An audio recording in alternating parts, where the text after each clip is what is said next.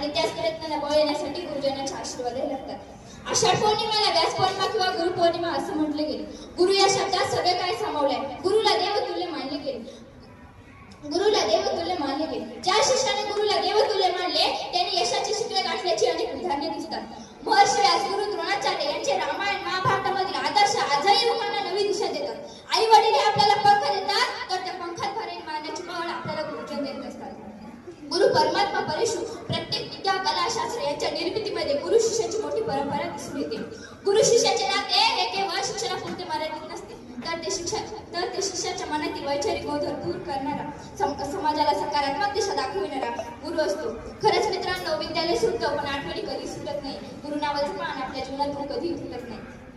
संत कबीरांनी लिहून ठेवल्याप्रमाणे गुरु बिन कोण बतावे पाठ या ओळीची प्रचलित प्रत्येक क्षेत्रामध्ये झाली आहे।